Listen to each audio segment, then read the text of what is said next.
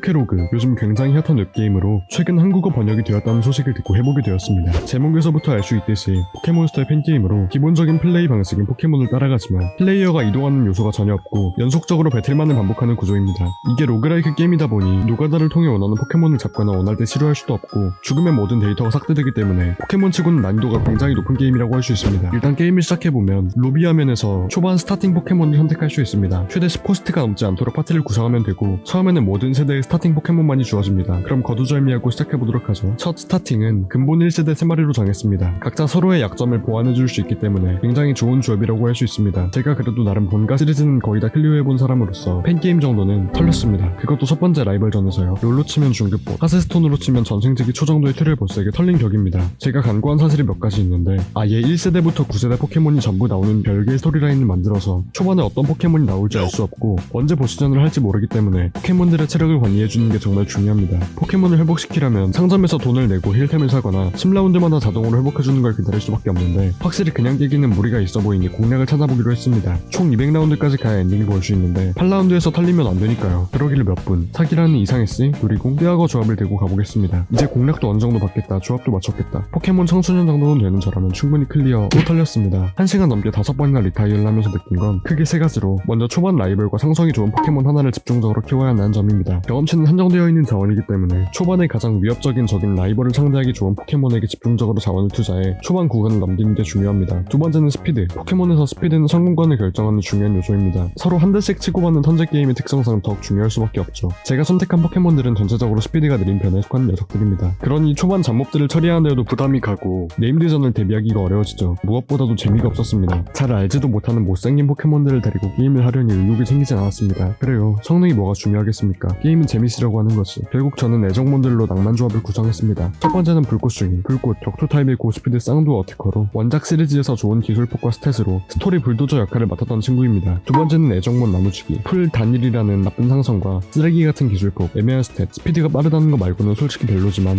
애정으로 넣었습니다. 마지막엔 비주얼 담당 및 성능 채우기용 누리고, 스피드는 느리지만 물페어리라는 훌륭한 타입 조합과 좋은 기술폭 덕에 아주 든든한 아군이 되어줄 것 같았습니다. 그렇게 게임을 시작한 지 2시간 만에 저는 다시 모험을 시작했습니다. 확실히 시행착오를 겪으며 올라오다 보니 초반 구간은 쉽게 넘어갔습니다. 처음에 고전하던 라이벌전도 쉽게 넘겼고요. 그런데 아이러니하게도 라이벌이 고른 스타팅이 물짱이더라고요. 저도 같은 3세대 스타팅인 나무지기를 골랐고 얼떨결에 유리한 라이벌 구도가 성립됐습니다. 그렇게 보스도 잡고 템도 먹으면서 쭉쭉 스토리를 밀었습니다. 10라운드 때 스테이지에서부터는 약점이 없는 노말 타입 포켓몬 위주로 나오기 시작했습니다. 그러다 보니 잡몹 처리가 힘들어지고 있을 때쯤 불꽃송이가 10레벨을 달성하게 되면서 진화하게 됩니다. 제가 불꽃송이를 고른 이유 중에 하나인데요. 불꽃송이는 다른 스타팅 포켓몬들과 비교해도 진화 시기가 매우 빠른 편에 속합니다. 또 진화와 동시에 격투 타입 성공기인 나하펀치를 배우기 때문에 초반에 자주 나오는 노말이나 바위 타입 포켓몬들을 쉽게 처리할 수 있죠. 이른 타이밍에 진화한 파이숭이는 그야말로 불도저의 면모를 보여주기 시작했습니다. 자석 보정을 받아 위력 60으로 꽂아드는 성공기는 초반에는 치트키 수준이었죠. 그렇게 벌써 25라운드에 도달하고 라이벌을 다시 만나게 됩니다. 우연히 다시 만났던 라이벌전에 온 것까진 좋은데 문제가 있습니다. 이렇게 빨리 다시 만날 줄 모르고 포켓몬을 더 잡아놓지 않았던 거죠. 물론 아까 잡은 버섯고 2마리가 있긴 하지만 스탯도 특성도 별로라 키울 생각이 없고 무엇보다 체력 회복이 전혀 되어 있지 않아 쓸모가 없죠. 아까와는 달리 사용 가능한 포켓몬의 수는 3대3, 힘든 싸움이 될 것만 같은 예감이 들었습니다. 선봉은 늪장이 대 파이숭이, 같은 18레벨이지만 저쪽은 물, 땅 타입으로 둘 다 파이숭이의 주력 타입인 불꽃을 찌르는 데다가 파이숭이의 불꽃 격투로는 상대의 약점을 찌를 수 없죠. 이대로는 생산이 없습니다. 나무지기로 교체하죠. 그런데 기억을 더듬어보면 이 녀석은 교체 플레이를 굉장히 좋아합니다. 불리한 상성에선 싸우려 들지 않죠. 저희는 아이비의 포켓몬 2마리를 알고 있는 상태입니다. 스타팅인 늪장이와 처음에 만났던 파라꾸. 아마 아이비는 나무지기의 상성을 찌르기 위해 파라꾸를 교체할 겁니다. 늪장이는 풀타입 기술에 4배의 피해를 입기 때문에 대체하기는 무리죠. 다행히 정답이었습니다. 하지만 간과한 사실은 파라꾸도 진화했다는 사실. 아무리 불꽃 타입 기술이 있다고 해도 스탯이 비등한 상황에서 약점인 비행 타입이 있는 파크로우를 상대하는 건 무리라 판단. 누리공으로 교체해 발버둥 쳐보지만 결국 쓰러집니다. 버섯고로 시간을 끄는 것도 의미 없고 2판 4판으로 빠른 스피드를 이용해 파크로우를 격파하는 게 최선이라 생각한 저는 다시 한번 파이숭이를 내보내 교체전을 시작합니다. 하지만 이대로는 불리하죠. 상대는 포켓몬이 3마리에다가 타입도 4가지인데 저희는 포켓몬도 2마리밖에 없고 타입도 3가지 뿐이죠. 상대가 공격할 타이밍이 더 많이 나올 확률이 높습니다. 파크로우는 겨우겨우 처리하는 데 성공했지만 체력 상황도 크게 불리해주고 상황은 절망적으로 변해가고 있었습니다. 마지막 희망이었던 에이스 파이슌이마저 급조를 맞으며 리타이어. 또 처음부터 다시 시작해야 한다는 생각으로 자포자기하고 있을 때 나무지기가 꿈트렁의 공격을 체력 1로 버텨내는 데 성공합니다. 그와 동시에 발동한 특성 스밀록 1.5배 상승한 위력의 메가드레인으로 체력을 회복합니다. 여전히 긴반말이 도트질에 당하고 있고 불리한 상성이라 해도 메가드레인의 체력 회복을 통해 이겨내는 데 성공합니다. 그리고 막대한 경험치를 얻으며 한 번은 레벨이 오른 나무지기. 위기는 기회라고도 하죠. 전투 중에 진화해버린 나무지기. 아니 나무도리는 이제 늪장이를 추월합니다. 그리고 늪장이는 풀타입 기술에 4배의 피해를 입죠. 심로까지 발동한 나무지기의 메가드레인을 버티는 건 불가능합니다. 극적인 승리. 오랜만에 잊고 있던 감정이 떠오르기 시작했습니다. 그래요. 극적인 승리와 파트너의 성장. 포켓몬을 하는 이유였죠. 전투 중에 진화하여 자기보다 강했던 상대를 쓰러뜨리다니 본가에서는 느낄 수 없던 맛입니다. 전투가 마무리되자 아이비도 애써 괜찮은 척하며 자리를 떠납니다. 이 맛에 포켓로그를 하는 거였군요. 다음 네임드인 체육관 관장 민원은 생각보다 너무 쉬웠습니다. 아이비가 어렸어서 그런지 파이숭이 혼자 순식간에 밀어버렸죠. 그렇게 조금 다른 분위기인 동물 바이옴에 입성하는 동시에 슬슬 나머지 포켓몬들도 진화하기 시작합니다. 귀여운 식스테이라고 니드리노도 잡아주고 성장의 가속도가 버티며 파이숭이는 초연목으로, 누리공은 누리렌으로, 마지막으로 나무도리가 나무킹으로 진화했습니다. 스테솔트도 새로 영입하고 니드리노도 달의 돌을 통해 니드킹으로 진화합니다. 그렇게 파티가 완성될 무렵의 55스테이지. 어딘가 마시간 아이비가 다시 등장합니다. 아까 대사에서도 그렇고 약간 얀데르 기질이 보이나 보여주는 건 고맙지만 승부의 세계는 냉정한 법이죠. 아이비는 성장한 제 파티의 상대가 되지 못했습니다. 당황하며 떠나가는 아이비를 뒤로하고 진화하는 콜로솔트입니다. 사실 나무킹은 두 번째 라이벌전을 제외하고는 큰 활약을 하지 못했습니다. 그도 그럴 게 자력으로 배우는 쓸만한 기술이 없거든요. 특수장인 주제에 배우는 기술은 죄다 물리인 그런 잘못된 구조를 가지고 있습니다. 파동 시리즈를 먹기가 쉬운 것도 아니고 나무킹은 지금까지 풀기술 하나로 밀고 왔죠. 그치만 이게 무슨 병력일 점도 아니고 연마한다고 강해지는 게 아니다 보니 나무킹은 계륵 같은 포지션이었습니다. 하지만 이곳 해변 바이옴에선 달랐습니다. 나오는 적들이 온통 물타입이다 보니 나무킹 혼자서 맞기에 손색이 없었죠. 체육관 관장이라고 다를 건 없었습니다. 별도의 랭크업이나 변화기도 없이 대부분 성공권을 가져오는 스피드와 순수 활약만으로 체육관 관장 하나를 정리해버리고 다음 스테이지로 나갑니다. 슬슬 아이비 만날 때가 됐는데 봐봐요. 제가 이상하다고 했죠. 제대로 맛이 가버린 아이비가 시비를 걸어오고 4차 라이벌전이 시작됩니다. 이번에는 5대6. 제 포켓몬이 더 적습니다. 심지어 전과는 비교도 안 될 정도로 강해진 아이비. 위기입니다. 밥도 안 먹고 포켓몬만 했다는 게 허풍은 아닌 모양입니다. 리타이어의 위기가 느껴질 정도로 강하게 몰아치는 아이비. 곧 전멸에 가까운 피해를 입게 되었지만 초연몽의 활약으로 겨우겨우 이겨내게 됩니다. 두 번째 라이벌전에 가까운 고된 전투였던 것 같네요. 아이비의 반응을 보니 뭔가 불안하지만 져줄 수도 없는 노릇이니 말이죠. 아이비와의 전투가 끝나고 다음 바이옴은 얼음 동굴이었습니다. 얼음 상태 이상과 강해진 포켓몬들은 위협적이었지만 얼음 타입을 완벽하게 카운터치는 초연몽 덕에 어렵지 않게 돌파할 수 있었죠. 그리고 만난 네 번째 체육관 관장 멜로. 초연몽 덕에 크게 어렵진 않았지만 문제는 이 우락고래였습니다. 단단한 내구와 불꽃 타입 기술 의 내성을 가지게 해주는 두꺼운 지방. 힘든 상대였지만 콜로솔트가 체력 2로 기술을 견뎌내고 스텔스록을 가는데 성공하면서 이겨내게 됩니다. 그리고 어김없이 다시 찾아온 아이비. 이 정도면 게임의 진주인공이 아닐까 싶을 정도로 자주 보네요. 전과는 비교도 되지 않을 만큼 강해진 아이비의 파티.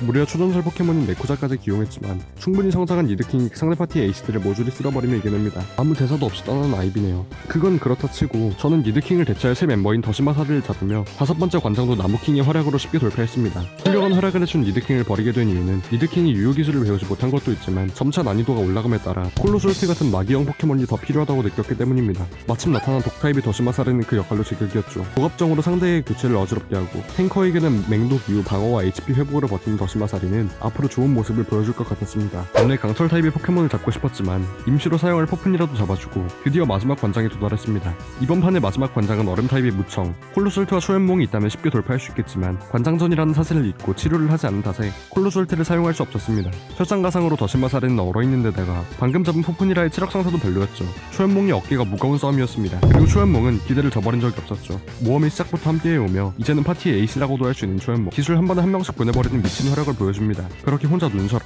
불비달마를 잡고 얼음귀신까지 플레어 드라이브를 데려가죠. 이 정도까지 활약해줬다 보니 나머지 멤버들이 마무리를 짓는 건 어렵지 않았습니다. 안심하기도 잠시 180 스테이지부터는 4,000왕을 상대해야 했습니다. 포케로그의 난이도가 급격하게 올라가는 구간으로 포켓몬 센터도 없이 4,000왕 넥과 챔피언을 모두 상대해야 했죠. 마치 본가 챔피언 로드를 하는 느낌이었습니다. 이번에 제가 만나게 된 4,000왕은 하나제방의 4,000왕 넬로, 고스트의 망초, 격투의 연무, 악의 블레리, 에스퍼의 카틀리아를 상대해야 했습니다. 다행히 망초와 카틀리아는 악타입의 포푼이라가 충분히 상대할 수 있었고 연무는 누리데네, 블레리는 초연몽이 있기 때문에 걱정이 되지 않았죠. 그런데 생각보다도 4,000왕은 강했습니다.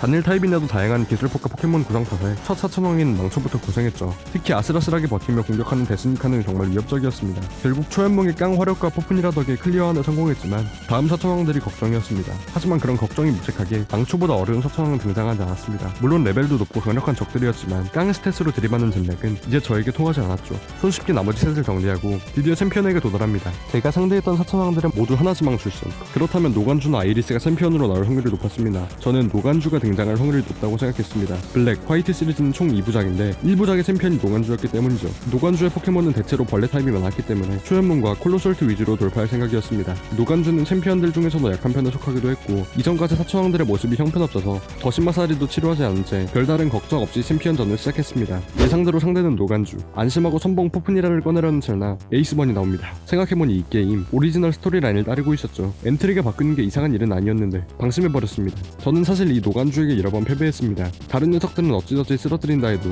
노간주의 초전술 포켓몬 그라논이 절대 쓰러지진 않았죠. 카운터인 물타임 누리르니를 한 번에 보내는 화력, 덩치에 걸맞지 않는 스피드, 이기는 게 불가능한가 싶을 정도로 정신없이 두들겨 맞으며 공략을 찾아보기 시작했습니다. 그리고 저는 노간주를 무조건 이기는 법을 깨달았죠. 방법은 F5. AI 특성상 항상 같은 패턴을 반복하기 때문에 무한으로 새로 고침을 하면서 최선의 슈만을 찾으면 이길 수 있었죠. 추하다고요? 6시간 전부터 함께한 동료들과의 추억을 잃지 않을 수만 있다면 저는 그 어떤 비난도 솔직히 추하긴 했습니다. 하지만 이렇게 해도 노간주는 쉬운 적이 아니었습니다. 심지어 한 마리가 없는 상태로 싸우다 보니 난이도가 상당했죠.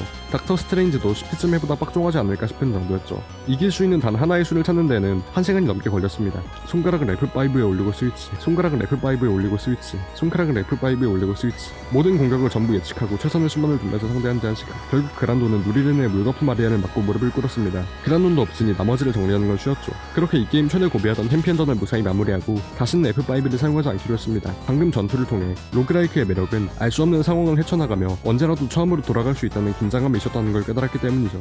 노간주를 쓰러뜨리자 보이는 풍경은 지금까지와는 사뭇 달랐습니다. 사방은 몽환적인 무지개빛을 띠고 있었고 등장하는 포켓몬들도 일반적인 포켓몬이 아닌 과거와 미래의 모습을 하고 있는 패러독스 포켓몬들이었죠. 여기서부턴 잡몹 하나하나 처리하는 것도 쉬운 일이 아니었습니다. 그리고 어김없이 다시 만난 그 녀석, 얘가 지금까지 왜 이러나 했더니 나름대로 스토리가 있었네요. 아마 말하는 뉘앙스로 봐서는 게임의 진행을 위해 라이벌은 주인공의 진행을 막는 기믹으로 설정되어 있고 그 사실을 방금 깨달은 것으로 보입니다. 게임이 200일비까지니 마지막 전투겠네요. 상대의 엔트리는 대짱이, 아머까오, 드닐레이브, 꿈트렁, 잠만보, 레쿠자입니다. 다행히 상대 멤버를 알고 있으니 상황에 맞춰 교체 플레이만 잘한다면 이길 수 있을 걸로 보입니다. 선봉은 같은 물타입이네요. 공격을 받아내기 위해 풀타입의 나무킹으로 바꿔줍니다. 그냥 공격을 하고 싶지만 이 게임의 메커니즘상 높은 확률로 교체를 할 테니 저도 교체를 하면 스텔스록과 도갑정을 깔아줍니다. 여기까지만 해도 유리한 필드를 만들어내는데 성공했군요. 운 좋게 급조까지 터져주며 5대6으로 앞서 나갑니다. 아머까오까지 데려갔으면 했지만 무리였네요. 약점을 찔리긴 하지만 아머까오를 잡을 만한 녀석이 현재로선 초연몽밖에 없습니다. 그리고 몇 번의 교체 심리전을 통한 딜교환. 이런 상황이 지속되면 유리한 건 제 쪽입니다. 스텔스록과 도갑정에 의한 데미지를 계속 넣을 수 있으니 말이죠. 그렇게 잠만보도 잡아내는데 성공합니다.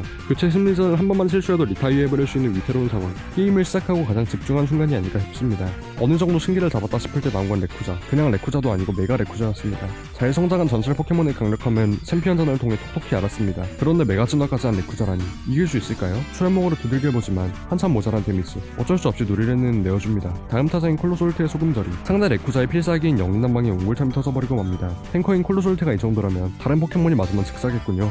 다행인 저는 콜로솔트가 리타이어하기 전에 소금절이를 걸어뒀던 겁니다. 그리고 대드래곤 결전병기 포프니라가 나섭니다. 원래 이 역할은 누리레네가 맡고 있었지만 느린 스피드 탓에 신입인 포프니라에게 밀리고 말았죠. 파괴강선을 견뎌내며 레쿠자를 빈사 상태까지 몰아붙이는 데 성공한 포프니라. 결국 리타이어하고 말았지만 레쿠자에 얼마 남지 않은 체력도 소금절이에 의해 닳게 되면서 아슬아슬하게 잡아냅니다. 이제 남은 포켓몬은 3대3이지만 레쿠자의 리타이어와 대짱이에 얼마 남지 않은 체력. 앞선 동료들의 역할은 초연몽의 길을 닦아두는 것이었죠. 이제 아이비에게 초연몽보다 빠르거나 공격을 견딜 수 있는 포켓몬은 남지 않았습니다. 그리고 순식간에 이뤄진 초연몽의 스윗. 아이비는 세상을 구해달라는 말과 함께 떠납니다. 이렇게 어렵던 마지막 라이벌전도 끝내고 남은 건 마지막 결전 분위기군요. 그렇게 순식간에 시작된 마지막 싸움. 최종 보스는 무한 다이노였습니다. 제가 벌써 500만 트라이즈라고 하네요. 그렇게 시작된 싸움. 그런데 이 녀석 생각보다 약합니다. 콜로솔트와 1대1 대결에서 밀리는 무한 다이노. 그럼 그렇지 2페이지가 존재했습니다. 무한 다이맥스를 한 무한 다이노의 종족값은 무려 1125. 이게 어느 정도인지 가늠이 가지 않는 분들을 위해 설명을 드리자면 그 강력한 망나뇽과 한카리아스의 종족값이 600, 전설의 포켓몬들로 700을 넘기는 경우가 잘 없습니다. 1125는 모든 포켓몬 중에 가장 높은, 그야말로 세금만으로도 상대를 찍어누를 수 있는 수준이었죠. 밸런스를 위해서인지 싸움은 2대1로 진행되었습니다. 주력 딜링은 콜로솔트의 소금절에게 담당하고 포폰이라부터 초연몽, 누리레는가 거들었습니다. 역시 괜히 종족값 1위가 아닌 듯이 쓸려나가는 포켓몬들. 콜로솔트만이 HP 회복으로 견디며 건재한 모습을 보입니다. 그렇게 끝나지 않을 것 같던 싸움은 콜로솔트가 옹골참으로 무한 다이노의 공격을 견디고 지진을 통한 역습으로 무한 다이노를 쓰러뜨리며 끝나게 됩니다. 그리고 또 나온 그 녀석. 설마 또 시비를 걸려는 건가 했는데 다행히도 축하해주는 모습입니다. 역시 라이벌이자 히로인적인 면모를 보여주네요. 그렇게 8시간 만에 어찌저찌 세상을 구해내는 데 성공합니다. 포켓록은 웹게임에도 불구하고 잘 짜여진 스토리와 쉽고 간단한 구조 덕분에 일반적인 게임 못지않은 재미와 퀄리티를 보여주었다고 생각합니다. 플레이하면서 나무위키 실검에 괜히 오른 게 아니구나 싶더라고요. 단 요즘 나오는 포켓몬스터 시리즈의 난이도를 생각하고 오셨다면 조금 고생하실 수도 있겠습니다. 치료를 원하는 타이밍에 할 수 없고 원하는 세팅을 할 수도 없이 운에 의존하는 정도가 크기 때문입니다. 특히 게임 중반부터는 비싸지는 치료 아이템 때문에 골드 압박도 강해지죠. 그런 의미에서 여러분이 조금이라도 더 쉽게 클리어할 수 있도록 대략적인 포켓몬 티어표 첨부하면서 영상 마치겠습니다. 포켓로그 사이트 링크는 댓글에 남겨두겠습니다. 감사합니다.